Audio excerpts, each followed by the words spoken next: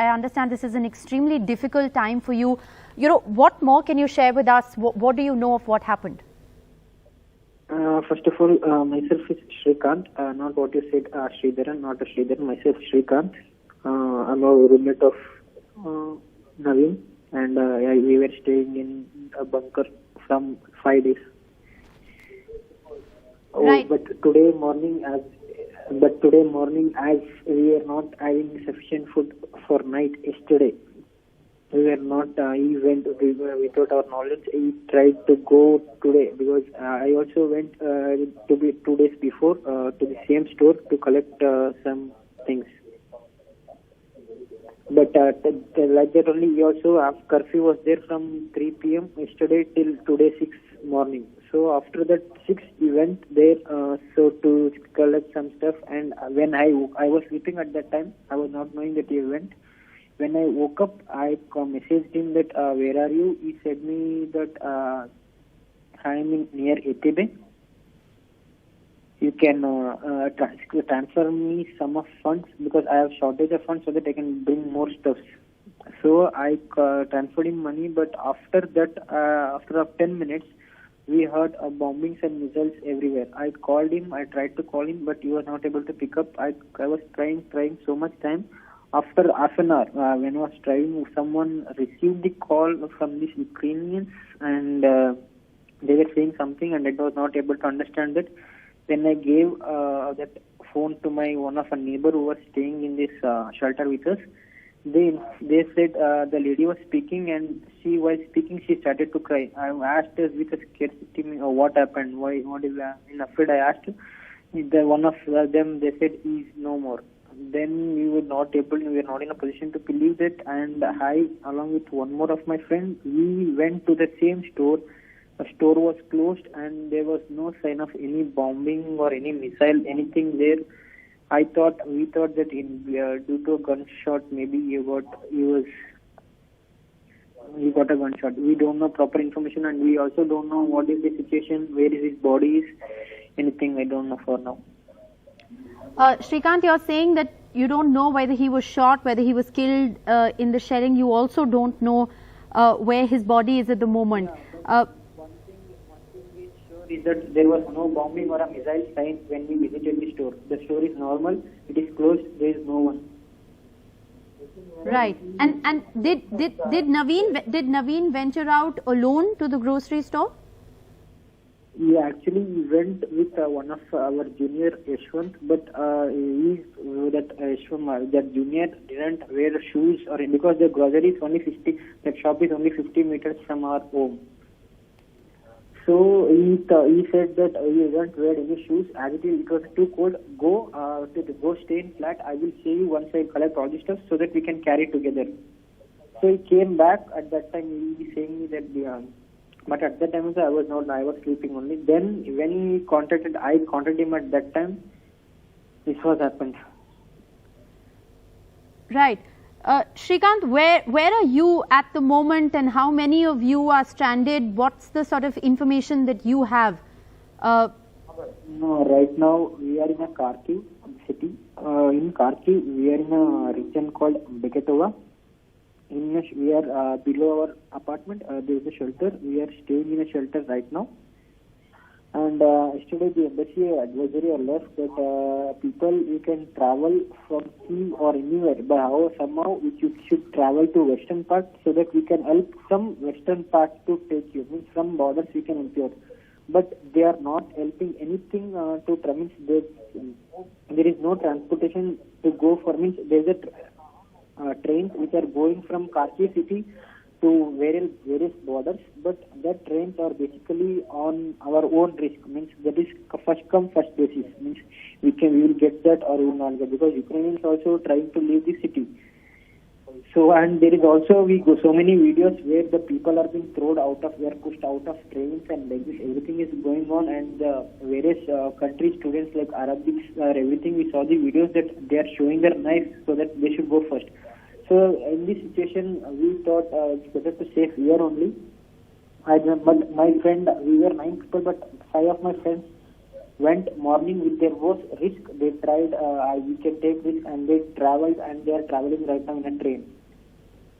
But we remaining four, we didn't try because we thought anything could happen, but accidentally my friend faced this problem today. Are you going to try to get on a train out of Kharkiv, and how many of you are stranded at this bunker where you are? In the bunker right now we are 3 people, but overall in a Kharkiv we only if it is from Karnataka state we are around 100 to 120, but in all over India I don't know exact number how many people traveled or not, more than 2000 I think so, but I don't know exact number. But actually I don't know, right now we are not planning because after this incident we are not even scared of getting out of the shelter because there is too much of bombing, everything. We are waiting for officials, but what we should wait for that only means if anything evacuation plans the embassy will say, because the embassy have never said that Kharkiv people will travel. From embassy no one advised, but in a groups, in everyone group, some people are contacting you can travel by this risk or that, but no one from embassy officially no one said us to travel.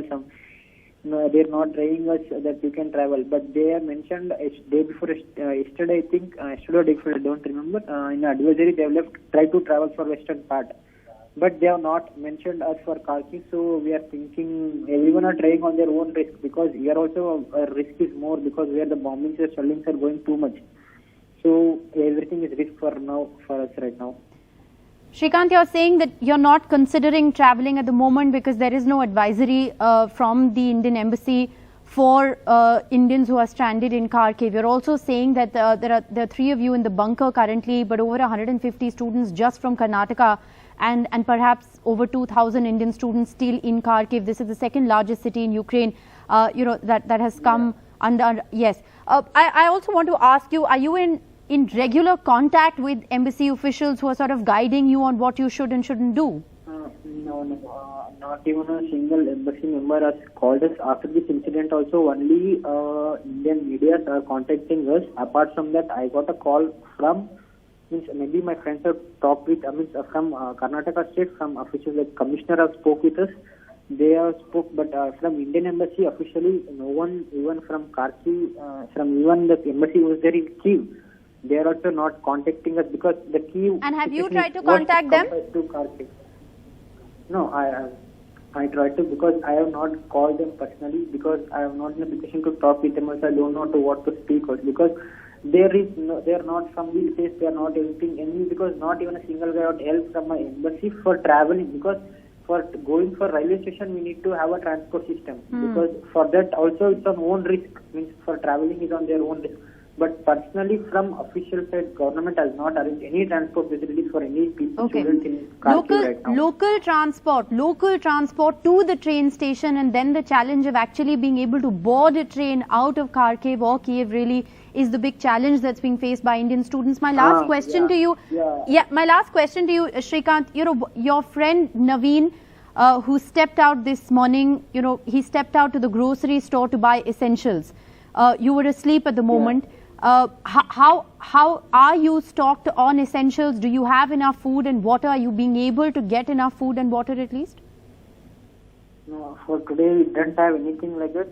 We just we bought a rice from when we were staying in a shelter with them. They gave us the rice, but we have an apartment upstairs, but we are not in a position to go to upstairs and cook, because right now we are scared. But right now we had a food for today. Right now today we can survive with this. Shrikant, how well did you know Naveen, and how are you all feeling really after this, because it's just incredibly sad what has happened. Yeah, I am with him from past 4 years, and we are the same roommates, and he was staying with us from 5 days in the bunker. Apart from this, I can't sit, sorry, you should understand me.